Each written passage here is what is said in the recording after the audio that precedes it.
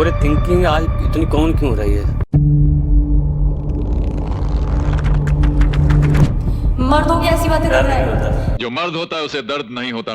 हाँ, मर्द को दर्द नहीं होता तो वो वहाँ अंदर रह जाती है। उत्तर प्रदेश में जो रेप केसेस के आंकड़े हैं वो कुछ खास कम नहीं हुए हैं, वैसे के वैसे हैं, कुछ बहुत ज्यादा डिफरेंस नहीं आया। और वो रजिस्टर्ड केसेस की बात है, कितने अनरजिस्टर्ड केसेस होते हैं इंडिया में। एक बहुत ही खूबसूरत बात है लोगों की कि जब वो उससे खुश नहीं होते तो वो गाली गलौज पर उतर आते हैं। स्पेशली फीमेल्स के साथ तो बहुत ही ज्यादा हद पार हो जाती हैं। सोशल मीडिया ने हमारी मेंटल हेल्थ को कैसे डैमेज किया है? इतना केपेबल बनाया है कि they don't use anything, not YouTube, not Google, nothing, they have everything of their own, जिसकी वजह से ऑब्वियसली उनकी कंट्री की जो पर्सनल इंफॉर्मेशन है वो बाहर नहीं जाती, सेफ्टी मेंटेन रहती है। अपना फेवरेट एक्टर का नाम बताइए। Akshay Kumar. Favourite actress? Radhika Apte. Radhika Apte. Akshay Kumar is also a very good actor, मुझे बहुत पसंद है। सबसे पहले धोखा कौन देता है, लड़की या लड़का? जेंडर स्पेसिफिक नहीं है मेरे ख्याल से। ज्यादातर लड़कियां देखते हैं हम। नहीं, मेरे हिसाब से फिर तो मेरे हिसाब से मुझे ऐसा लगता है कि लड़के ज्यादा उस चीज ज्यादा कर देते हैं। लड़के भूल ज्यादा देते हैं कि हमको धोखा मिला है, लड़कियां वो नहीं करती जाके ड्रामे। पूज्य प्रेमानंद महाराज ने यूट्यूब कैसे चेंज किया है? और इंसान जाता है उनकी पॉजिटिविटी फील करने, उनको देखने। और अब मैं सोच रही हूँ उनके बारे में बात कर रही हूँ, वो मेरे दिमाग में आ रहे हैं और मुझे ऐसा लग रहा है मैं रो दूं। ये उनकी पावर है, ये उनकी पॉजिटिविटी है। जो ऊपर खाती ना वो एक और गई थी राम तो लक्ष्मण जी ने किला काट दी। बहुत फनी मीम्स बनाते हैं, बहुत ज्यादा फनी मीम्स बनाते हैं कसम से। जोर का झटका हाय जोरों से लगा, शादी बन गई उम्र की 38 सजा। वो गाना बहुत सुनती थी मैं। जोर का झटका हाय जोरों से लगा, शादी बन गई उम्र कैद की सजा। कुछ सालों में पॉलिटिक्स के साथ मिलकर रिलीजन को एक वेपन की तरह यूज किया गया है, ये हर कोई जानता है, जिसकी वजह से नफरत बहुत बड़ी है। हर हर महादेव शंभो।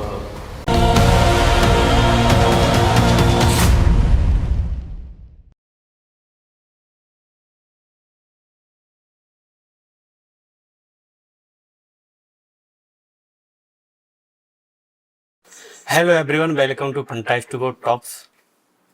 आज आप सभी का स्वागत है एक फर्स्ट पॉडकास्ट में जो कि हम फंटास्टिको पर शूट कर रहे हैं। पहले आपने जो हमारे जो शो देखे थे वो पब्लिक समर टॉक शो पर देखे थे। तो आज हम कुछ बात करेंगे कुछ यूथ के बारे में, कुछ सेल्फ के लिए और कुछ प्रेमानंद जी महाराज के लिए। हम लोग भक्ति तो कर रहे हैं पर भक्ति का दिखावा बहुत कुछ हो रहा है। और कुछ राजनीति की बात करें कि हम देखते हैं कि शहर में हर जगह टेंडर पास हो जाते हैं, बट रोड कागजों में देखे जाते हैं कि आपके रोड बन गए, असल में रोड बनते नहीं हैं, गड्ढे होते रहते हैं, जो कि कोई मरता है गिरता है कोई फर्क नहीं पड़ता। और तो इन्हीं सवालों के जवाब देने के लिए हमारे साथ आते हैं दीपिका उपाध्याय जी। स्वागत है आपका। शुक्रिया, आपने मुझे यहाँ बुलाया और ये मंच मुझे दिया मेरी आवाज लोगों तक पहुँचाने के लिए। जी जी, आप कहते हैं? मैं अच्छी हूँ, आप बताइए। मैं स्वस्थ हूँ, बढ़िया हूँ। आज मैं बात करूँ सबसे पहले इधर उधर की बात ना करते हुए जी, जो आज का जो यूथ है, जी, हम सोशल मीडिया के जमाने में हम अंदर से खुश हैं बट दिख रहे हैं कि हम खुश हैं जी, बट खुश नहीं है। तो इस बात आप क्या कहेंगे? इसमें मैं ये कहूंगी कि कॉम्पिटिटिव नेचर तो हर किसी में होता है। हाँ। कंपटीशन का जमाना है, सब चाहते हैं कि वो अपने आप को बेस्ट रिप्रेजेंट करें सोशल मीडिया पर। और भले ही उनकी लाइफ में बहुत कुछ चल रहा होगा, इवन मैं अपना पर्सनल एग्जांपल देना चाहूंगी। अगर मेरी रियल लाइफ कोई देखेगा और मेरी सोशल मीडिया की लाइफ देखेगा तो आपको पता चलेगा कि सोशल मीडिया पे हम हमेशा अपना बेस्ट दिखाते हैं, best locations, best lighting, best कपड़े। घर में हम वैसे नहीं होते। मेरा खुद का घर बहुत लग्जूरियस घर नहीं है, बट मैं वो रिप्रेजेंट नहीं करती सोशल मीडिया पे, क्योंकि कहीं ना कहीं हम सबके अंदर एक इनसिक्योरिटी होती है कि सामने वाला हमसे बेहतर है, हम शायद नीचे दिखेंगे। पर मुझे ऐसा लगता है कि कुछ लोग हैं जेन्युइनली, कुछ ऐसे इन्फ्लुएंसर्स या क्रिएटर्स हैं जो कि वही अपनी रियल रिसोर्सेज को सोशल मीडिया पर एज इट इज दिखा रहे हैं। और वो मेरे हिसाब से बहुत अच्छी चीज है, क्योंकि जो हम जैसे लोग हैं जिनके पास उतने अच्छे रिसोर्सेज नहीं है, शायद हमारी लाइफ परफेक्ट नहीं है, हम उन्हें देखकर एक सुकून फील करते हैं कि हाँ हमारे जैसे और भी लोग हैं। वरना सोशल मीडिया पे सब कुछ परफेक्ट देख के ना इंसान अंदर ही अंदर घुट जाता है, मेंटल हेल्थ पे बहुत असर पड़ता है, ये मेरा कहना है। तो सोशल मीडिया पे जो भी आप देख रहे हैं वो पूरी तरीके से कभी सच नहीं होता। आजकल देख रहे हैं कि फेक हैप्पीनेस बहुत ज्यादा ट्रेंड में है, जी बहुत ज्यादा। जी कुछ देख रहे हैं, अरे उसने वो ऐसा किया, उसने ऐसा किया, मैं भी ऐसा बनना। उसके चक्कर में कहीं ना कहीं जो उसका जो फाइनेंशियली है वो ना बहुत गड्ढे में गिर रहा है। एग्जैक्टली बहुत सारे मतलब यूथ में कुछ लोग होते हैं जो बहुत जिम्मेदार होते हैं, बहुत छोटी उम्र से वो जिम्मेदारी समझते हैं अपनी अपने परिवार की, उस हिसाब से चीजें करते हैं। बट कुछ बच्चे ना उस तरीके से नहीं हो पाते, उनकी भी गलती नहीं है, सबका अलग अलग नेचर होता है। तो ये चीज देखकर ना वो अपने माँ बाप को प्रेशराइज करते हैं कि अरे इसके पास इतना महंगा फोन है, मुझे भी चाहिए, इसके पास ये बाइक है, मुझे भी चाहिए, मुझे भी यहाँ जाना है। तो वो इन रियलिटी भी मेरे ख्याल से ठीक चीज नहीं है। Fake happiness physically, economically and mentally तीनों तरीके से बहुत ज्यादा खराब है और यूथ को बर्बाद कर रहा है। जैसे आपने बोला ना कि मैं क्या कहते हैं उसके पास आईफोन है, मेरे पास क्यों नहीं है। जी और मैंने वो एक शो आता है तारक मेहता का चश्मा का उल्टा चश्मा, जो उसको डायरेक्ट करते हैं, जो बनाते हैं वो। जी तो उन्होंने बोला कि मेरे पास आईफोन कभी मैंने देखा नहीं। और दूसरा बोले कि आईफोन मैं ले लूंगा, उससे क्या मोदी जी से बात तो नहीं होगी, बात आप लोगों से होगी। बिल्कुल बिल्कुल, इंसान ट्रेंड के पीछे भागता है, इंसान ये नहीं देखता मेरी जरूरत क्या है। अब मैं कंटेंट क्रिएट करती हूँ तो मेरे हिसाब से मेरी आईफोन जरूरत है, क्योंकि मुझे पता है उसकी वो जो क्वालिटी निकाल के देगा महंगे से महंगा फोन शायद ना दे पाए। वो मेरी सोच है, हो सकता है कोई और कुछ और सोचता हो। तो लोग अपनी जरूरत से हटकर लग्जरी की तरफ बढ़ जाते हैं और जरूरतें पीछे रह जाती हैं, और फिर इंसान का डाउनफॉल शुरू हो जाता है। सोशल मीडिया की वैलिडेशन, लाइक, कमेंट हमारी वैल्यू डिसाइड करता है? नहीं, मेरे हिसाब से बिल्कुल नहीं। हाँ। लेकिन लोगों को ऐसा लगता है, क्योंकि एक छोटा सा एग्जांपल, अगर मेरी कोई एक मैंने वीडियो पोस्ट की और मान लीजिए वो 1 मिलियन व्यूज क्रॉस कर गई, वायरल चली गई, अब ऑब्वियस सी बात है कि उसका जो कंटेंट है हर कोई उससे सहमत नहीं होगा। और इंडिया में एक बहुत ही खूबसूरत बात है लोगों की कि जब वो उससे खुश नहीं होते तो वो गाली गलौज पर उतर आते हैं। स्पेशली फीमेल्स के साथ तो बहुत ही ज्यादा हद पार हो जाती हैं। तो जब आप, हर कोई चाहता है अपनी रीच को देखना, अगर वीडियो वायरल हुई है, कमेंट्स आ रहे हैं, हर कोई पढ़ता है। जब बहुत ज्यादा नेगेटिविटी आती है ना, यहाँ असर करती है। और हम ये नहीं सोचते कि हमारे घर में भी लोग हैं जिन पर भी कमेंट पास करके उनकी मेंटल हेल्थ को भी कोई खराब कर सकता है। जरूरी नहीं है सोशल मीडिया पर। लड़की बाजार जा रही है, किसी ने कमेंट पास कर दिया, वो पूरे टाइम घूमता रहता है, चलता रहता है। और सिर्फ लड़कियां नहीं, लड़कों के साथ भी ये चीज है कि वो आ रहे हैं सोशल मीडिया पे, क्रिएट कर रहे हैं, आप इस तरीके से इस कदर उनको नीचे गिरा रहे हैं कि वो अफेक्ट कर रहा है। लेकिन मेरा ये कहना है कि वो वैलिडेट बिल्कुल नहीं करता। जो इंसान का कमेंट है वो उनका ओपिनियन है, और जो आपने कंटेंट बनाया है वो आपका ओपिनियन है। आपको किसी की वैलिडेशन की कोई जरूरत नहीं है जब तक आप उस चीज से खुश हैं अंदर से। अगर आपको अंदर लग रहा है कि आपने सही नहीं किया तो वो वैलिडेशन बहुत इंपॉर्टेंट है। ओवर थिंकिंग आज इतनी कॉमन क्यों हो रही है?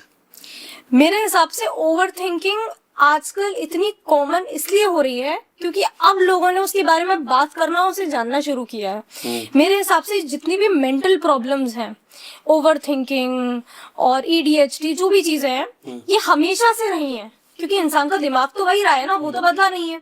तो हमेशा से रही है, बस पहले लोग जागरूक कम थे, अब जागरूक ज्यादा हैं। पहले लोग ये सोचते थे कि मैं किसी से कहूंगा कोई मेरे बारे में क्या सोचेगा, अपने अंदर रख लेते थे, किससे बात करूं। अब लोग बोलते हैं, सोशल मीडिया आ गया है जिसके थ्रू लोग अपनी बात पहुंचाते हैं। तो अब काफी मैंने पुरानी जनरेशन के लोगों को ये भी बोलते हुए सुना है कि हमारे समय में तो ये सब कुछ नहीं होता था, ये तो आजकल के चोचले हैं। जबकि ऐसा नहीं है, लोगों ने बात करना उसके बारे में शुरू किया है, इसलिए हमें लग रहा है कि अब ज्यादा बढ़ गया है। और मेरे हिसाब से जब इंसान प्रॉब्लम को एड्रेस करना शुरू करता है, वो पहला कदम होता है उसे सॉल्व करने का। जब आप एड्रेस करेंगे, 4 लोग आपको आके बताएंगे ये इसका सोल्यूशन है। तो अब मुझे ऐसा लगता है कि अब से जो आगे की जनरेशन होंगी वो बेटर इन चीजों से डील कर पाएंगी, क्योंकि उन्हें बोलना आता है कि हाँ हमें ये परेशानी है। हाँ, पहले कहीं ना कहीं वो दबा रह जाता था। जी, दबा रह जाता था, स्पेशली मेल्स के साथ स्पेशली। और ज्यादातर हम देखते थे कि सोसाइटी भी मेल्स के हुआ करते थे। जी, एंड इवन फीमेल्स के साथ भी ये चीज थी। किससे बोलेंगे? बोलेंगे तो ये हो जाएगा कि हाँ लड़कियां तो होती इमोशनल है, नॉर्मल है, तो वो चीज वहाँ नॉर्मल हो जाती है। और मेल्स के लिए होता है कि अरे मर्द हो गया, ऐसी बातें कर रहा है। हाँ, मर्द को दर्द नहीं होता, तो वो वहाँ अंदर रह जाती है। तो दोनों तरफ से वो चीज अंदर ही रह गई, वो कभी बाहर नहीं आ पाई। गुस्सा बढ़ने का रीजन क्या है? गुस्सा बढ़ने का रीजन काफी सारे फैक्टर्स हैं जी। मैं अगर पर्सनली बात करूं तो मैंने बहुत एंगर इश्यूज से बहुत हाई लेवल पे डील किया है। मैं बहुत गुस्सैल रही हूँ, अभी भी कई बार मैं बहुत ज्यादा चिड़चिड़ी चिल्लाने लगूंगी और फिर मुझे थोड़े टाइम बाद रियलाइज होगा अरे मुझे ऐसा नहीं करना चाहिए था, फिर मैं रोने लगूंगी अरे मुझे माफ कर दो। तो वो एक बहुत ऐसा सा हो जाता है इवन विद माय पेरेंट्स, और वो उस चीज को समझते हैं क्योंकि उनको पता है कि ये लड़की जब चीख रही है तो शायद इसको पता ही नहीं है ये क्यों चीख रही है। वो भी एक तरीके की मेंटल प्रॉब्लम ही है जिसके लिए मैंने मेडिकेशन लिया है और अब बहुत बेटर है वो। तो जिन लोगों को लगता है ना कि तुम गुस्से हो तुम्हारा नेचर खराब है, नहीं, कुछ परेशानी है डॉक्टर के पास जाओ, किसी अच्छे डॉक्टर से मिलो एंड चीजें जरूर सॉल्व होंगी। 100% एवरीथिंग कैन बी क्योर्ड। तो एक रीजन ये भी है, एक रीजन वो भी अपने इमोशंस को दबा के रखना। जब हम छोटी छोटी बातों को सोचते हैं ना कि अरे हम बोलेंगे तो सामने वाले को लगेगा कि ये तो हर बात में इसको प्रॉब्लम होती है तो नेगेटिव है, धीरे धीरे जब वो चीज अंदर इकट्ठी होती है ना किसी ऐसी फालतू सी बात पे वो फूटता है कि फिर आदमी कहता है अरे ये भी कोई गुस्सा होने की बात है, और फिर हमें आदत पड़ जाती है। अगर आज मैं आपकी एक छोटी सी इंसल्ट करूं किसी चीज को लेकर मजाक मजाक में और आप उसको सह जाएं तो कुछ टाइम बाद मुझे आदत पड़ जाएगी कि इनको तो फर्क नहीं पड़ता, इनको चलता है, इनको चलता है। और अगर कोई इंसान मुझे पहली बार में टोक दे तो अरे वो थोड़ा ऐसा हो जाता है, उससे थोड़ा सोच के बात करनी है, तो मेरे हिसाब से वो बेटर है जो बोल देता है। सोशल मीडिया ने हमारी मेंटल हेल्थ को कैसे डैमेज किया है? आप उन रील्स के लूप में फंस जाते हैं, वो आपको इफेक्ट करता है मेंटली, बहुत ज्यादा करता है। स्क्रीन टाइम बहुत ज्यादा आपको मॉनिटर करना चाहिए। फिर वही वाली चीजें जो हमने पहले भी डिस्कस की कि इंसान कंपैरिजन करता है, सारी चीजें करता है, फिर अंदर ही अंदर हम सोचते हैं that maybe we are not enough, ये नहीं वो नहीं। तो सोशल मीडिया के काफी फायदे भी रहे हैं। एक जमाने में जब क्रांति लाने के लिए न्यूज़पेपर छपवाने पड़ते थे, उसके बाद फिर उनको बैन कर दिया जाता था, लोग मर रहे थे कि मैसेज पहुंचा सके अराउंड पूरे देश में कि भाई ये है। अब वो चीज एक क्लिक से हो जा रही है, वो भी इंटरनेशनली। ये फायदा है बट नुकसान भी बहुत सारे हैं क्योंकि अब सब कुछ बहुत इजीली एक्सेसिबल हो गया है, बहुत ज्यादा, और खराब चीजें भी, जिसके ऊपर मुझे बहुत बुरा लगता है बोलते हुए, पर हमारे देश में सेंसर नहीं है। ऐसी बहुत सारी चीजें हैं जो नहीं होनी चाहिए सोशल मीडिया पर, और सरकार को बैन लगा देना चाहिए। कंप्लीटली लगाया हुआ है बट फिर भी लोग वीपीएन लगा के चला रहे हैं, उसको कुछ तो तोड़ निकालना चाहिए। क्योंकि इंडिया है ना, क्योंकि इंडिया है, इंडिया कर रहा है तो हमें उसके लिए कुछ तो बहुत स्ट्रिक्ट करना पड़ेगा। इस मामले में हम कितना भी बोले कि चाइना को बॉयकॉट करो और वो राइवल है या जो भी है, बट उन्होंने अपना सब कुछ अलग किया हुआ है। उन्होंने अपने आप को इतना केपेबल बनाया है कि they don't use anything, not YouTube, not Google, nothing, they have everything of their own, जिसकी वजह से ऑब्वियसली उनकी कंट्री की जो पर्सनल इंफॉर्मेशन है वो बाहर नहीं जाती, सेफ्टी मेंटेन रहती है, और वो अपनी पब्लिक को ना ऑल्टर कर सकते हैं, खराब चीजों से दूर रख सकते हैं वो चाहे तो। वो यूज उसका कैसे करें हमें नहीं पता, but it's a good thing. I think in चीजों के ऊपर कुछ होना चाहिए। हम कितना भी बोल ले मेक इन इंडिया, स्वदेशी अपनाओ, पर उस स्वदेशी में इतना दम भी तो होना चाहिए कि आदमी स्वदेशी पूरी तरीके से अपनाए। अगर कोई स्वदेशी प्रोडक्ट है, मैं तो चाहती हूँ कि मैं अपनी इंडिया का ही प्रोडक्ट यूज करूँ, मैं नहीं यूज करना चाहती ये आईफोन, बट वो सेम क्वालिटी का, सेम टक्कर का, सेम प्राइस रेंज में कुछ मेरी अगर कंट्री में बनेगा तब तो मैं यूज कर पाऊंगी, वरना मैं कैसे यूज करूंगी। हमारे देश में वुमेन सेफ्टी क्या थोड़ा इस तरह उसका बढ़ा या घटा है सेफ्टी के मामले में?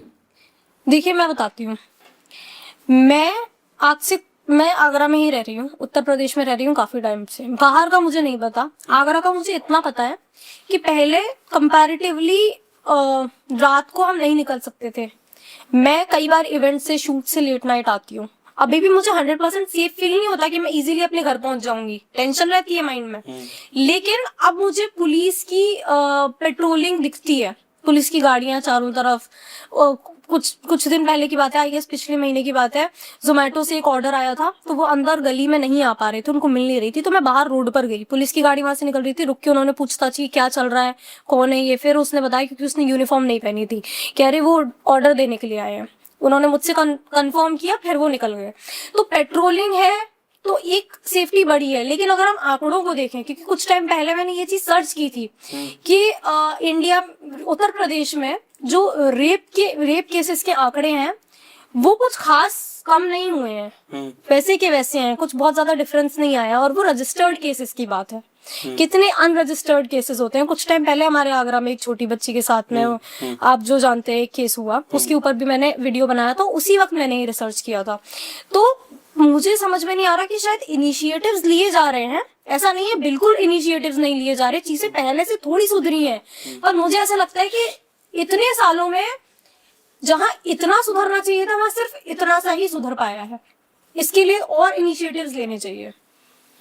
हाँ, तो पहले जाके हम पहले जो देखें कि उसके हिसाब से काफी सुधार हुआ। हाँ हुआ है, पर मैं अभी पूरी तरीके से उस चीज से सेटिस्फाइड नहीं हूँ। एज ए वुमेन अगर मैं चाहूँ कि मैं रात में काम करने जाऊँ, उतना सेफ अभी भी नहीं है। अच्छा, मेरे काम से याद आया कि एक किसी गर्ल से मेरी बात हुई कि वो उसने मेरे को बोला कि विवेक मनिया जी, ये कौन सी महिला थी जो काम करने के लिए गई थी? मैंने कि मेरे को क्या पता। तो बोले कि वो यार उसके चक्कर में जितनी लड़कियां हैं ना तब की मतलब बैंड बजा रखी है। मैंने कहा काम पे चलो, जिसको देखो लड़कियों को, चाहे वो अभी शुरुआत हो रही है। अरे अच्छी वाली घर पे रहती थी, रोटियां बनाती थी और बच्चे पालती थी और बड़े खुश रहती थी। कोई महिला थी, उसने क्या कहते हैं सबको महिलाओं को लाइन पर लगा दिया। ओके, अब इसके बाद मेरे पास बहुत अच्छा जवाब है जी। क्या घर पे बच्चे पालना, कुकिंग करना, घर का ख्याल रखना काम नहीं है? वो भी काम है। और मैंने एक जगह पढ़ा था कि cooking is a skill not a gender based responsibility.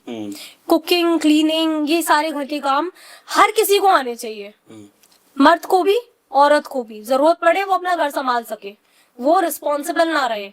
हमें ये ना सुनना पड़े कि अरे वो मेरी बीवी किसी वजह से नहीं रही, मैं उससे बहुत प्यार करता हूँ, मैं दूसरी शादी कभी नहीं करना चाहता, पर मेरा छोटा सा बच्चा है, उसको कौन पालेगा, इसलिए मैं उसके लिए शादी कर रहा हूँ। समझौता। आप खुद इतने केपेबल बनो ना। जब औरत इतनी केपेबल बन सकती है कि वो घर भी संभाल रही है और काम पर भी जा रही है, ऐसा आज के टाइम में हो रहा है ना, तो आप भी करिए वो चीज। आप इतना कमाइए कि आप घर में लगा दीजिए नौकर चाकर, आप मत करिए कुकिंग।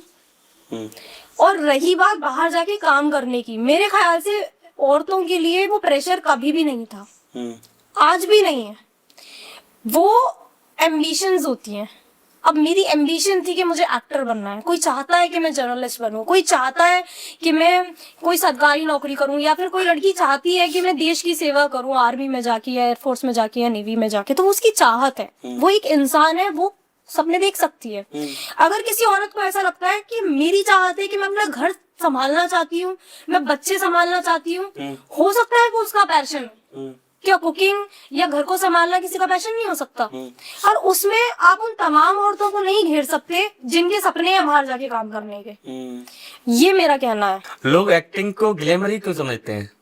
लोग एक्टिंग को ग्लैमर क्यों समझते हैं? एक सवाल मैं आपसे पूछूं जी। आप मूवीज देखी हैं? आपने या अभी देखते हैं? कभी देखी हैं? किसी मैं बहुत ज्यादा देखता हूँ। बहुत ज्यादा देखते हैं।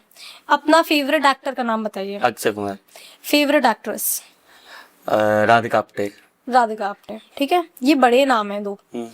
अब जब भी हम किसी से बोलते हैं कि अपने फेवरेट एक्टर या फेवरेट एक्ट्रेस का नाम सुनाओ, नाम बताओ, तो वो कमाल का एक्टर होने की जगह सुपरस्टार होता है, जो कि फेमस बहुत है, वो मेन लीड है और ग्लैमर है। ग्लैमर लड़कियों में भी लड़कों में भी, ठीक है। कभी आप ये नहीं सुनेंगे तुरंत से अगर किसी से पूछा जाए आपका फेवरेट एक्टर कौन है, पंकज त्रिपाठी, नवाजुद्दीन सिद्दीकी, ऐसे नाम आप नहीं सुनेंगे, जबकि वो बेटर एक्टर्स हैं। कंपैरिजन हालांकि नहीं हो सकता, genres are always different. Akshay Kumar is also a very good actor, मुझे बहुत पसंद है, बट वो अंडररेटेड रह जाते हैं। क्यों? क्योंकि एक्टिंग और टैलेंट भरपूर है, बट ग्लैमर की कमी है। मेरे हिसाब से बॉलीवुड ने एक्टिंग को ग्लैमर ही बना दिया है। आप कमाल के एक्टर हैं, उसके साथ साथ अगर आपको मेन लीड करना है तो आप ग्लैमरस होने ही चाहिए। ये दोनों चीजें एक ही सांचे में बैठती हैं, अलग अलग नहीं हो सकती जब तक कोई कैरेक्टर ना हो। कि कोई कैरेक्टर है कि कोई सांवला इंसान चाहिए, मोटा इंसान चाहिए, बहुत ज्यादा रेसिज्म है, और वो सब कुछ सिर्फ और सिर्फ मूवीज की वजह से। तो वो चीज बचपन से ही वैसे ही डिजाइन है हमारे माइंड में, इसलिए ऐसा होता है। बिल्कुल जी। कैमरे के पीछे क्या सच्चाई है? कैमरे के पीछे की सच्चाई, आप इस क्वेश्चन को थोड़ा एलाबोरेट कर सकते हैं कि एग्जैक्टली आप क्या पूछना चाह रहे हैं? मतलब जैसे हम जो कैमरे पे देखना चाहते हैं, जो एक स्क्रीन पे देखते हैं, हाँ, उसके पीछे में कितना रिसोर्स लगता है। जैसे हम अगर एक शॉर्ट फिल्म या एक 3 घंटे की बॉलीवुड मूवी देखते हैं, उसके पीछे हजारों लोगों की मेहनत है। हमें दिखते हैं दो नाम, हीरो हीरोइन। मैं एक्टर एक्ट्रेस नहीं बोलूंगी, मैं हीरो हीरोइन बोलूंगी नॉर्मल लोगों के हिसाब से। हीरो हीरोइन अगर बहुत ज्यादा फेमस है, करण जौहर सर टाइप्स, तो डायरेक्टर। बहुत ही ज्यादा फेमस है तो राइटर, जिन जाना माना नाम है तो। पर उसके पीछे इतने लोग होते हैं, writing team, costume designing team, lighting team, makeup team, set designing team, spot team, सारा सब कुछ इतना, और उन सबके बिना एक मूवी कभी नहीं बन सकती। उसके बहुत सारे पार्ट हैं। एक मेरा हमेशा है कि एक मूवी को पहले थॉट आता है, उसके बाद में उसको लिखा जाता है, स्क्रिप्ट किया जाता है, उसके बाद में डायरेक्टर को समझाया जाता है, फिर डायरेक्टर एक डायरेक्शन अपने दिमाग में सोचता है, फिर वो एक्टर तक पहुंचती है चीज, फिर एक्टर सोचता है कि मैं इसे कैसे डिलीवर करूंगा, फिर वो शूट होती है, फिर शूट होने के बाद उसकी एडिटिंग होती है, और जब वो फाइनल बन के आती है तो जो पहला थॉट था और जो फाइनल थॉट है वो बहुत डिफरेंट होते हैं। वो कभी सेम नहीं हो सकते। बेटर हो सकते हैं, खराब हो सकते हैं, बट सेम नहीं हो सकते, क्योंकि वो बहुत सारे माइंड्स के साथ इवॉल्व होते होते होते होते आगे गए हैं। तो हम देख रहे हैं एक परफेक्ट सीन, उसके पीछे इतने लोगों की मेहनत है। हम तो अगर एक मूवी आई भाई और उस मूवी के मेन हीरो ने कुछ ऐसी विवादित स्टेटमेंट दे दी, लोग उससे खफा हो गए, अब मूवी को बॉयकॉट करो। अब उन लोगों का क्या जो बाकी हजारों लोग उस मूवी का पार्ट थे, हर जाना तो सबको भुगतना है। रामायण आ रही है रणवीर कपूर की जी। आप हो सकता है, मुझे अच्छे से याद है जब दिलवाले आई थी उस वक्त शाहरुख खान जी ने एक स्टेटमेंट दिया था, एग्जैक्ट मुझे स्टेटमेंट याद नहीं है, बट काफी लोग उससे, बहुत ज्यादा कंट्रोवर्शियल स्टेटमेंट था, बहुत ज्यादा खफा हो गए थे। बॉयकॉट दिलवाले। अब दिलवाले में कितनी बड़ी टीम लगी होगी, उन सबको सजा क्यों, उनकी फैमिलीज को सजा क्यों? मेरे हिसाब से अगर आपको उस इंसान को बॉयकॉट करना है, you boycott that person, stop talking about that person, unfollow कर दो उनको। जो चीजें वो प्रमोट करते हैं वो यूज करना बंद कर दो, वैसी चीजें करो ना।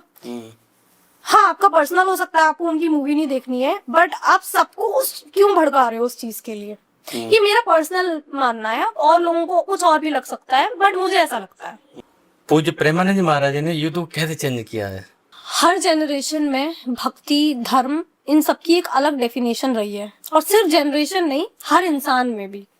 आप किसी से भी पूछेंगे धर्म के बारे में, एक टॉपिक के बारे में, तो सबकी थोड़ी थोड़ी अलग अलग राय होगी, क्योंकि धर्म की ब्यूटी ही वही है, चाहे वो कोई भी धर्म हो, कि वो भगवान का और आपका कनेक्शन है, जिसे आपको खुद समझना है।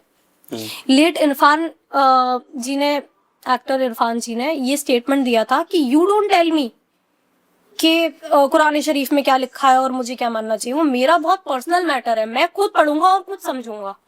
एंड वो इतनी अच्छी बात है, it implements on every religion, कि जो भी लिखा है हम किसी और की क्यों माने, हम खुद पढ़ेंगे। ठीक है। अब हुआ क्या कि कुछ सालों में पॉलिटिक्स के साथ मिलकर रिलीजन को एक वेपन की तरह यूज किया गया है, ये हर कोई जानता है, जिसकी वजह से नफरत बहुत बड़ी है। और ये जो यूथ है आजकल का, ये है सवाल उठाने वाला, ये है क्रांतिकारी। इनको सवाल उठाने, इनको नहीं फर्क पड़ता इनको कौन गाली दे रहा है और कौन क्या बोल रहा है, झंडा लेकर पहुंच जाएंगे कि भाई ये गलत है तो गलत है, हमें नहीं पता धर्म कह रहा है, हमें गलत लगता है, हम तो गलत मानेंगे। ऐसे लोग हैं आजकल, बहुत ज्यादा है। पर जब प्रेमानंद महाराज जी को हम देखते हैं तो पॉजिटिविटी के अलावा कुछ नहीं दिखता। मेरे ख्याल से इंसान, यूथ भी, बड़े से बड़ा कंटेंट क्रिएटर भी कभी भी उनके पास कंटेंट के लिए नहीं जाता। शायद कंटेंट एक एडिशनल चीज हो, बना लाए, सोशल मीडिया का जमाना है, सबको दिखाना है हम क्या कर रहे हैं, और इंसान जाता है उनकी पॉजिटिविटी फील करने, उनको देखने। और अब मैं सोच रही हूँ उनके बारे में, बात कर रही हूँ, वो मेरे दिमाग में आ रहे हैं और मुझे ऐसा लग रहा है मैं रो दूं। ये उनकी पावर है, ये उनकी पॉजिटिविटी है। उनकी जब आप बातें सुनते हो ना, कितना भी विवादित मुद्दा आप उनसे पूछोगे, कोई दूसरे धर्म का बंदा भी वहां जाकर अगर कोई सवाल पूछेगा, वो इतनी पॉजिटिविटी से जवाब देते हैं। और उनका ये है कि सिर्फ ऊपर वाले का नाम लो, वो आपको नेगेटिविटी से हटके पॉजिटिविटी की तरफ धकेलते हैं। वो सच में आपको चाहते हैं कि आप धर्म से कनेक्ट हो, वो ये नहीं चाहते कि आप उन्हें पूजो, वो चाहते हैं आप ऊपर वाले से कनेक्ट हो। ये बहुत बड़ा डिफरेंस है उनमें और बहुत सारे अलग धर्म गुरुओं में, क्योंकि बाकी सब में ना एक कॉम्पिटिशन है कि हम ज्यादा सिद्ध हैं, हम ज्यादा ऊंचे हैं, हमारी बात मानो, हम ये कहते हैं, हमारी स्टेटमेंट, हम धर्म को यहाँ से यहाँ ले जाएंगे। धर्म आपको यहाँ तक लेकर आया है, आप धर्म को कैसे कहीं ले जाएंगे? आप सिर्फ लोगों को पॉजिटिविटी की तरफ धकेलो, धर्म अपने आप इतना बढ़ेगा, इतना फ्लरिश होगा, कोई उसको नहीं रोक पाएगा, चाहे वो कोई भी धर्म हो। जहां नेगेटिविटी आएगी, आप नेगेटिव वेपन की तरह अपने धर्म को यूज करोगे, वो सबसे बड़ा अपमान है हमारे धर्म का, मेरे हिसाब से। जैसे आपने अभी धर्म की बात की, तो धर्म और कर्म में क्या अंतर है? कर्म वो है जो हम अपने जीवन में करते हैं। हमारी कुछ ख्वाहिशें हैं कि हमें यहाँ तक पहुंचना है, मुझे ये पानी पीना है, प्यास लगी है, अब मेरा कर्म है मैं वहां जाऊं और पानी पीऊं। और मेरा धर्म है कि जो मैं काम मेरा कर्म में कर रही हूँ वो उससे किसी और को ठेस ना पहुंचे, वो एक सही रास्ते से हो रहा हो। मैं बहुत पैसा कमाना चाहती हूँ, उसके लिए मुझे कर्म करना पड़ेगा, पर अगर वो कर्म ये है कि मैं सट्टेबाजी से पैसा कमा रही हूँ, मर्डर करके रिश्वत लेके पैसा कमा रही हूँ, ऐसे कामों से पैसा कमा रही हूँ, तो वो धर्म के अगेंस्ट है। धर्म को साथ लेकर एक कर्म करना, मेरे ख्याल से वो बहुत इंपॉर्टेंट है, बैलेंस दोनों का, ये दोनों का डिफरेंस है। आज का युवा भक्ति में क्यों नहीं जुड़ रहा है? क्यों नहीं जुड़ रहा है? मुझे ऐसा लगता है, मतलब आपका उसका मैं रिस्पेक्ट करती हूँ आपके क्वेश्चन का, पर मुझे ऐसा लगता है कि आज का युवा भक्ति की ओर जा रहा है। जो हमारी पिछली जनरेशन थी वो भक्ति की ओर तब गई जब वो बुढ़ापे पे पहुंची। हमारा युवा, जो आज का युवा है, वो बुढ़ापे का इंतजार नहीं करता, वो अभी जवानी में ही भक्ति की ओर जा रहा है, पर वो ये चाहता है कि भाई एक पीस के साथ चीजें चलें। और ऐसा जरूरी नहीं है कि सब लोग ये चाहते हैं। मैंने ऐसे बहुत सारे मेरे खुद के जानने वालों को देखा है, यूथ को देखा है, जो धर्म को बहुत ही वैसे देखते हैं कि हम ही सर्वोपरि हैं, हम ही होने चाहिए। आप धर्म को पढ़िए। मेरे हिसाब से लोग बोलते हैं ना कि एक उम्र हो जाती है, मेरे नाना जी हैं, वो आजकल हमारे साथ रह रहे हैं, तो श्रीमद् भगवत गीता पढ़ते हैं वो, जब भी उन्हें समय मिलता है। उनके पास करने के लिए ज्यादा कुछ है नहीं है, ऊंचा सुनाई देता है, बहुत ज्यादा पढ़ते हैं। तो लोगों का यही मानना है कि ये किताबें बुढ़ापे के लिए हैं, पर मेरे हिसाब से ये किताबें अब जितने ज्यादा जल्दी उम्र में पढ़ना शुरू करोगे, उतना आपकी मानसिक विकास के लिए और आपके कर्मों के लिए अच्छा है। ये बहुत जरूरी है। जब हम बोलते हैं ना, a person should be educated, religiously educated is also very important. उत्सुकता बहुत जरूरी है। जब हम मान लेते हैं हमारे धर्म गुरु ने हमें कुछ पढ़ाया और उसका मतलब बताया और हमने मान लिया, और जब किसी ने उसके अलग कुछ कहा तो हम लड़ने लगे, हमारी बुद्धि में वही बैठ गया कि अब तो यही सच है, वहां हम कभी विकास नहीं कर पाएंगे और ना ऊपर वाले से कनेक्ट कर पाएंगे। इम्पोर्टेंट ये है कि जब आपके धर्म गुरु ने आपको बताया, आपके मन में शायद कोई सवाल आया कि अरे ये गलत है। जब हम रामायण भी पढ़ते हैं या महाभारत भी पढ़ते हैं या श्रीमद् भागवत गीता पढ़ते हैं, तो कई बार ऐसे कुछ चीजें पढ़ के लगता है कि यार ये प्रभु ने गलत किया, तो हमें सवाल करना चाहिए। उस किताब में भी बहुत सारे जवाब जुड़े हैं, पढ़ो समझो। वरना बड़े से बड़े धर्मगुरु जिनको आप लगता है कि जो इतने चतुर हैं कि उस चीज का जवाब दे सकते हैं, उनमें है इतना विवेक, उनसे आप बात करो और जानने की कोशिश करो, सवाल करो। क्योंकि जब तक हम सवाल नहीं करेंगे ना, शायद हम ऊपर से मान लें, पर हमारा मन कभी नहीं मान पाएगा, और कहीं ना कहीं लॉन्ग टर्म में हम अपने धर्म से दूर हो जाएंगे। और ऐसे ही लोग या तो आगे जाकर नास्तिक बन जाते हैं, क्योंकि उन्होंने कभी सवाल नहीं किया, कुछ टाइम बाद उन्हें इम्प्रैक्टिकल लगने लगता है अपना ही धर्म, या फिर वो लोग इतने कट्टर बन जाते हैं कि उन्हें किसी का कहा वो सुनना ही नहीं चाहते। हम ही सही हैं और धर्म में जो लिखा है वो सही है, आंख बंद करके मानो। क्या पता कि जो लिखा है वो सही है, पर आप जो समझ रहे हैं वो गलत समझ रहे हैं उसको, और आप उस पर अड़के बैठे हैं कि नहीं हमारे धर्म में ये लिखा है। क्या पता आपको समझ ही नहीं आया क्या लिखा है। बिल्कुल। मैं अगर अंदर की शांति की बात करूं तो क्या आज के टाइम में पॉसिबल है? बहुत मुश्किल है मेरे ख्याल से। इतने थॉट्स मैं एंशियस हो जाती हूँ, मुझे एंजाइटी की प्रॉब्लम है। वो हर दूसरे इंसान को एंजाइटी, डिप्रेशन, ADHD ऐसी तमाम परेशानियां हैं।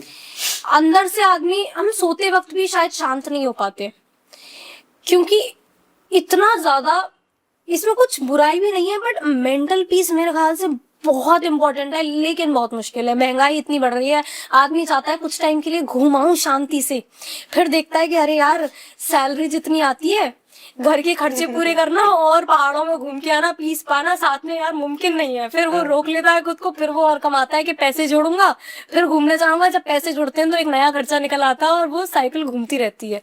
तो मेरे ख्याल से सबसे पहले ना इकोनॉमिकली हमें बहुत ज्यादा स्ट्रांग होने की अभी जरूरत है, तभी शायद हम एक कदम आगे पहुंच पाएंगे मेंटल पीस के।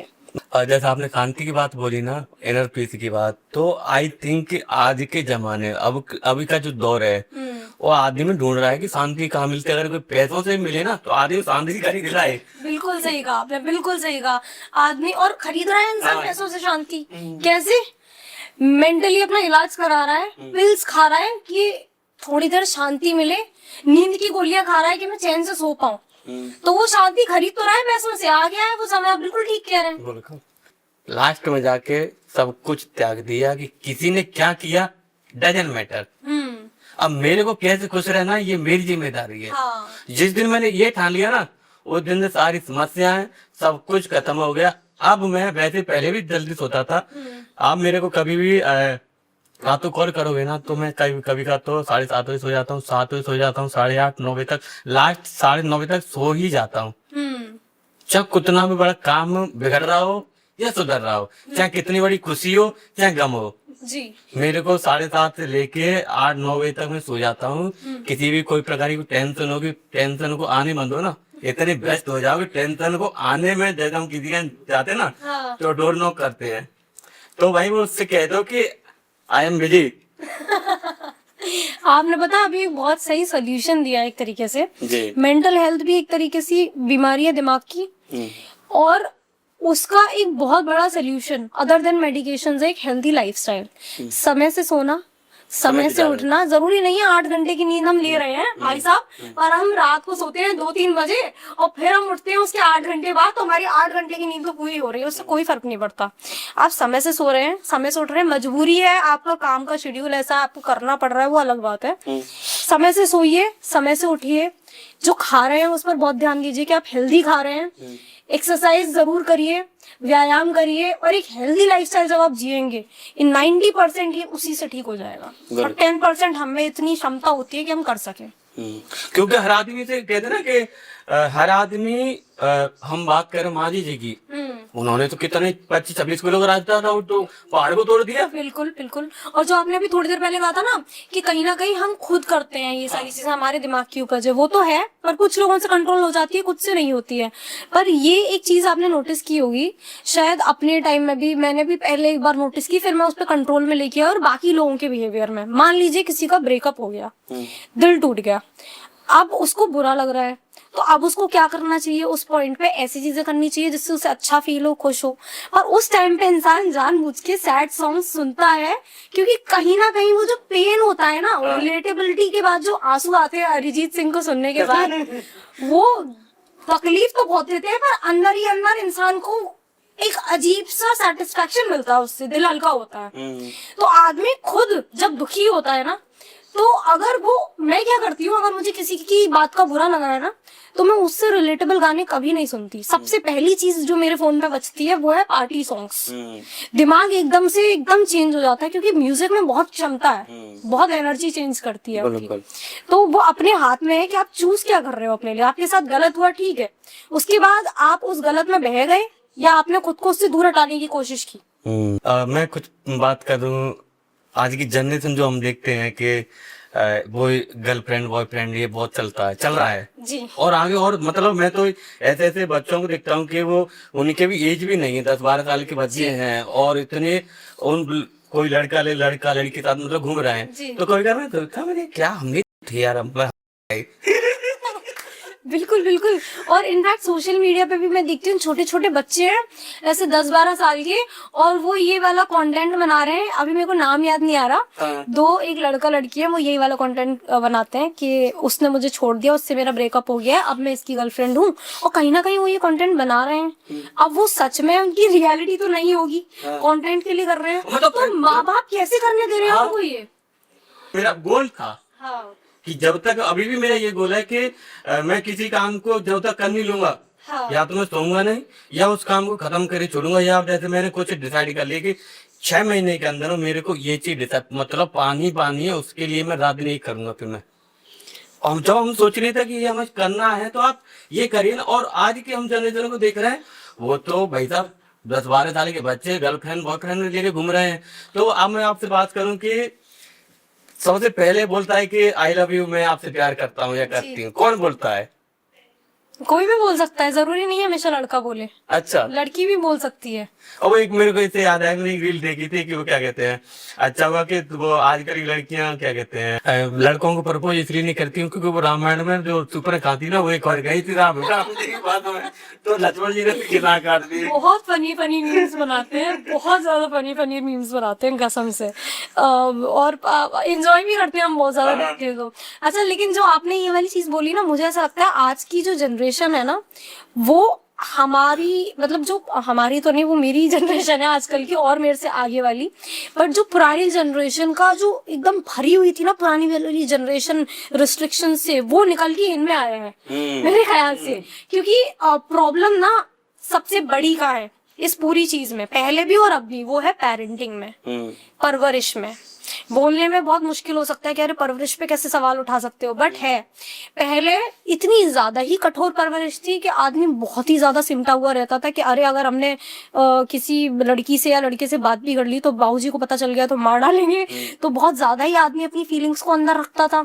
और उसके बाद में अब की जो जनरेशन है वो बागी हो चुकी है, वो क्रांतिकारी हो चुकी है कि अब तो हमें कितना भी मना करो, जो हमें करना होगा हम करेंगे, हम पता ही नहीं चलने देंगे, तुमको पता चल जाएगा, पिट लेंगे हम, फिर वही करेंगे।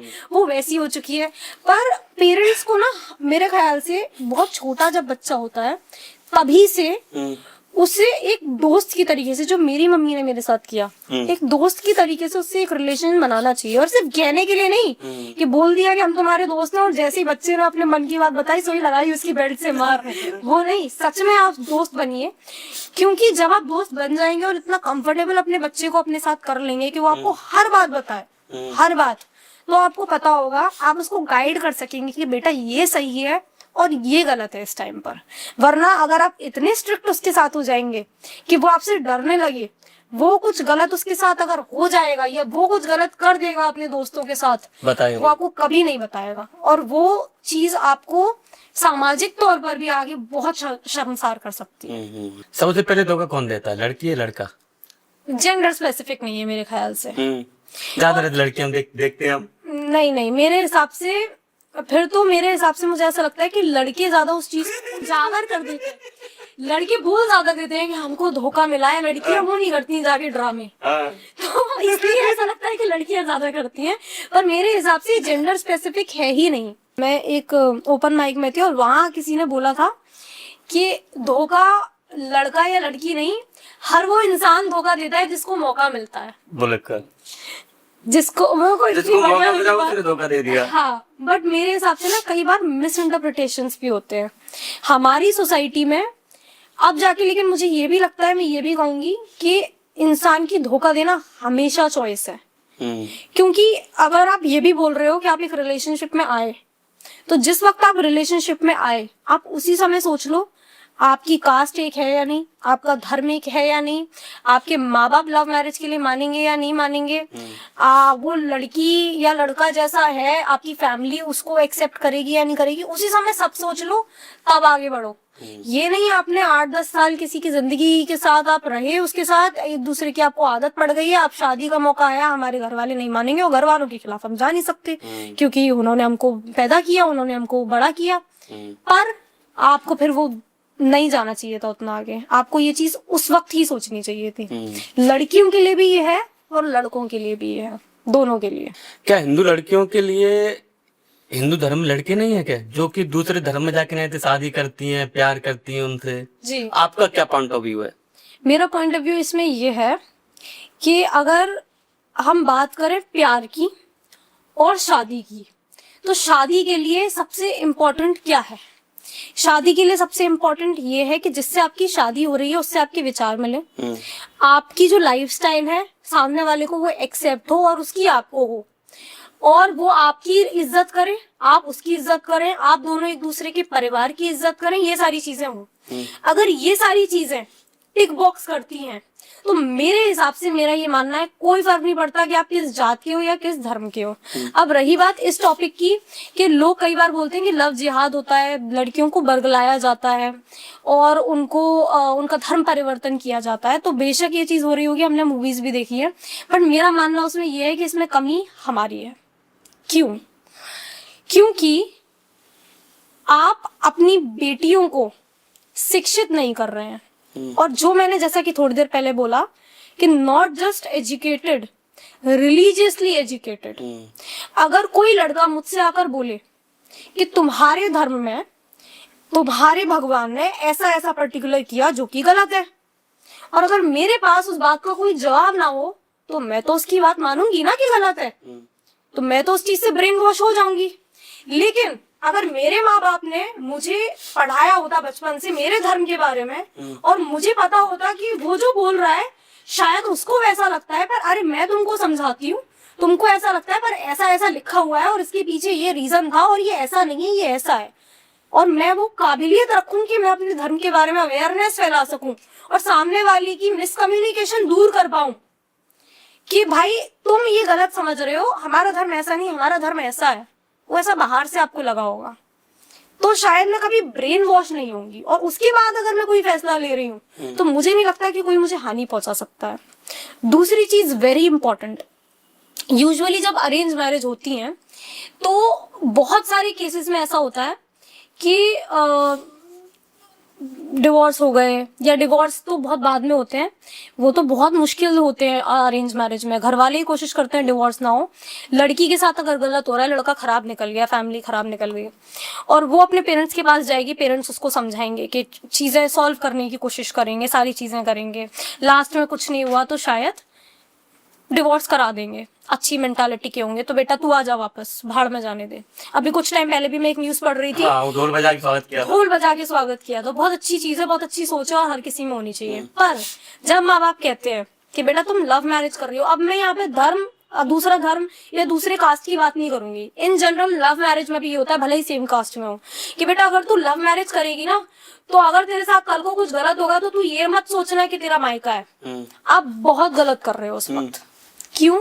वो बेटी आपकी है, अगर वो कोई गलत डिसीजन ले भी रही है, और अगर गलत कल को उसके साथ कुछ गलत हुआ, क्योंकि ये कोई श्योरिटी नहीं है कि अगर आप उसकी शादी अपने हिसाब से कराओगे तो सब अच्छा जाएगा, तो आपका वो बच्चा, आप उसकी जिम्मेदारी क्यों नहीं ले रहे हो? आप उसके लिए जमाने से लड़ो ना, आपको 4 लोगों की क्यों पड़ी है, आपको अपने बच्चे की खुशी क्यों नहीं दिख रही? अगर वो लड़की किसी से प्यार करती है और आपने उसको इमोशनल ब्लैकमेल किया कि मैं तो अपनी जान दे दूंगा अगर तुमने मेरी पसंद से शादी नहीं की, और उसने कर ली, तो आप सोचिए कि वो कितनी अच्छी बेटी है जो उसने आपके लिए, आपको नहीं खोना चाहती इसलिए अपना प्यार छोड़ दिया, और आप एज अ पेरेंट फेल हो गए उस दिन, क्योंकि आपने इतने सेल्फिश आप हो गए कि आपकी बेटी अंदर ही अंदर घुट रही होगी, शायद वो जिसके साथ शादी करके जाएगी उसे शायद सालों लग जाएंगे उसे अपनाने के लिए भी, उसके अंदर कितनी चीजें चल रही होंगी, और ऐसे बहुत सारे केस होते हैं जब इन केसेस में लड़की सुसाइड भी कर लेती है। तो कभी कभी ऐसा भी होता है कि शरीर वहाँ होता है पर मन व्यक्ति वहाँ होता है, तो ये तो चीटिंग हुई ना। अब उस लड़की की भी जिंदगी बर्बाद, जिससे वो करना चाहती थी शादी, उसकी भी जिंदगी बर्बाद, और जिससे शादी हुई है उसकी जिंदगी भी बर्बाद। आप क्यों खिलवाड़ कर रहे हैं? ऐसे केस में मुझे ऐसा लगता है लड़कियों को बोलना चाहिए कि आप चाहते हो कि मैं इससे शादी ना करूं, आप मेरे माँ बाप हो, आपने मुझे पाल पोस के बड़ा किया, आपकी खुशी के खिलाफ मैं नहीं करूंगी, पर आप मुझे फोर्स मत करो कि मैं किसी और से करूं। वो ये स्टैंड लिए ना, और पेरेंट्स भी ये चीज समझे, आप किसी और की जिंदगी क्यों अपनी बेटी से जबरदस्ती शादी करवा के खराब करा रहे हो? अगर आपको लग रहा है कि जिससे वो प्यार करती है आप नहीं करवाना चाहते, आप बोल दो बेटा तुम शादी ही मत करो, हम रखेंगे तुमको पूरी जिंदगी। पर नहीं, फिर वही चीज आ जाती है कि तुमको तो दूसरे घर जाना है, पराया धन, परंपरा, परंपरा बहुत खराब चीज है मेरे ख्याल से। जब आप अकेले होते हो जी। तो कैसा फील करते हो, और जब आप भीड़ में होते हो तो क्या फील करते हो? मैं जब अकेले होती हूँ ना तो मेरे दिमाग में हजारों थॉट्स एक साथ आते हैं। मैं ये भी कर लूँ, अरे यार मुझे वो करना था मैं नहीं कर पा रही हूँ, कैसे कर सकती हूँ, जो दिमाग में आ गया उसी पे एकदम से लग गए, अब ये करना है वो करना है, हजारों चीज चलती हैं। और जब मैं भीड़ में होती हूँ ना तो मेरा दिमाग जीरो हो जाता है। अगर मैं किसी के साथ, जैसे आपके साथ बैठी हूँ बात कर रही हूँ, दिमाग चल रहा है, दोस्तों के साथ बैठी हूँ, फैमिली के साथ बैठी हूँ, पर अगर मैं मार्केट में निकल गई, आप जीरो थॉट्स हैं, कोई विचार नहीं हो तुम्हें? कोई विचार नहीं है, शून्य है। इसलिए मोस्टली मैं गाने सुनती हूँ जिससे मेरा ध्यान कहीं तो जाए और मैं रहूं उस समय में, वरना बिना गानों के कई बार मेरा एक्सीडेंट होते बचा है, क्योंकि मैं इतनी ज्यादा खो जाती हूँ और विचार जीरो होता है, कुछ भी नहीं होता। अब मैं सोचने की कोशिश करूँ ना मैं कहाँ खोई हुई थी, मुझे याद ही नहीं आएगा, ऐसा हो जाता है।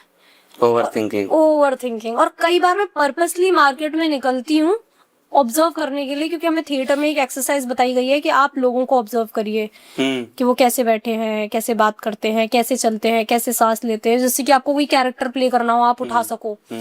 तो वो मैं पर्पसली मुझे करने निकलना पड़ता है, क्योंकि जब मैं निकल रही हूँ रास्ते में, हो सकता है मेरे जानने वाला कोई रास्ते में है, वो बोले कि अरे तुमने तो हमको देखा ही नहीं।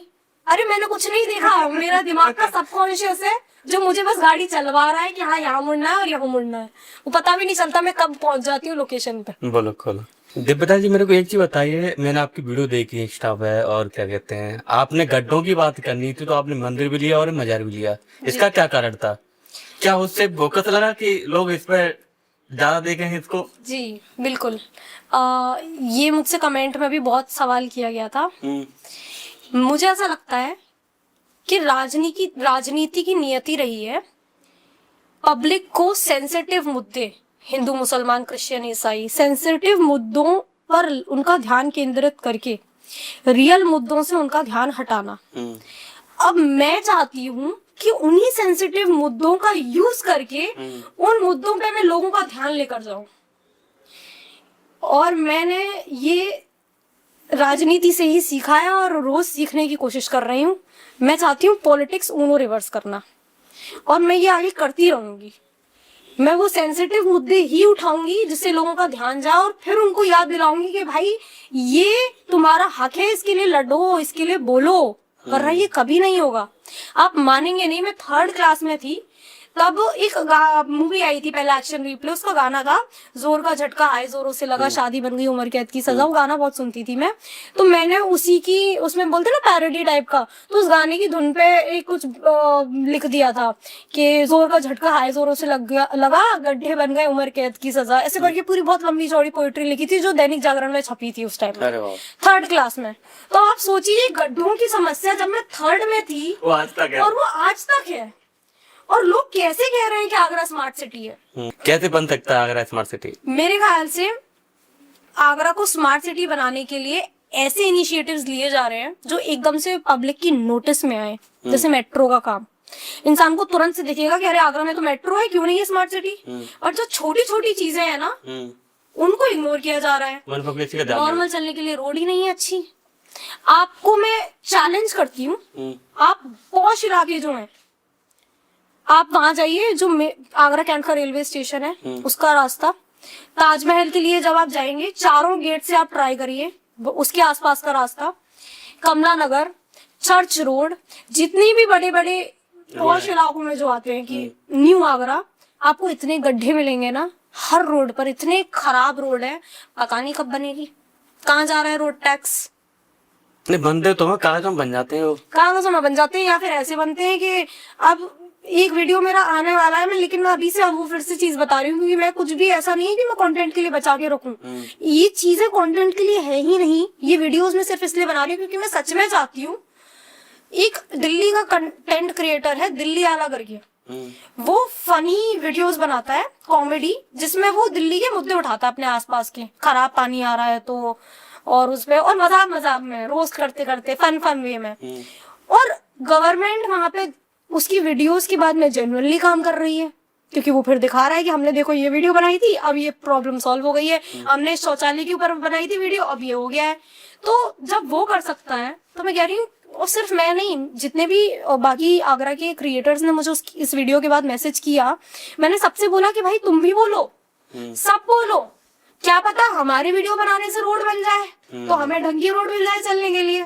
सही बात है। पहुंचेगी वो बात ऊपर तक तो बिल्कुल बनेगी मेरे ख्याल से।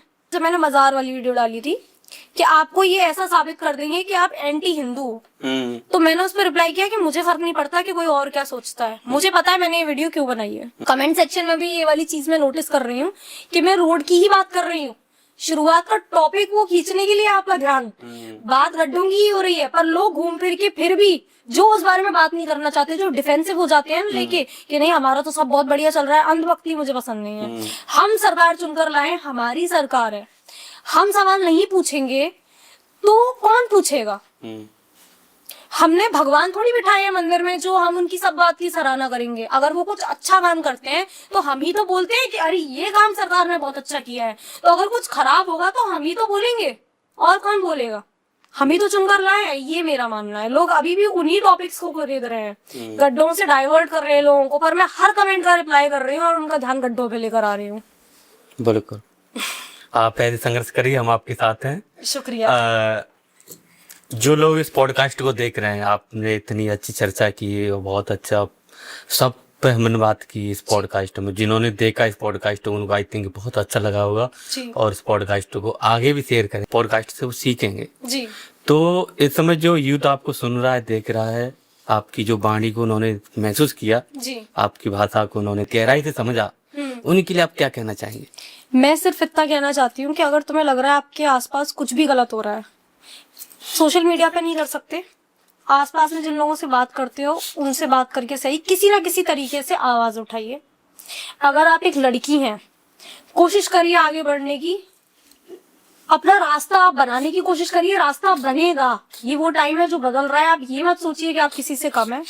और सबसे इम्पोर्टेंट बात जो सबके लिए इर्रिस्पेक्टिव ऑफ जेंडर, कि आप जिस भी धर्म के हैं, आप अपने धर्म को पढ़िए, समझिए और उसमें से सिर्फ वो गुण अपनाइए जो अमन, शांति, पीस को बढ़ावा देते हैं, जो पॉजिटिविटी फैलाते हैं, और जो आपके धर्मगुरु पॉजिटिव बातें कर रहे हैं उनको फॉलो करिए और खुश रहिए।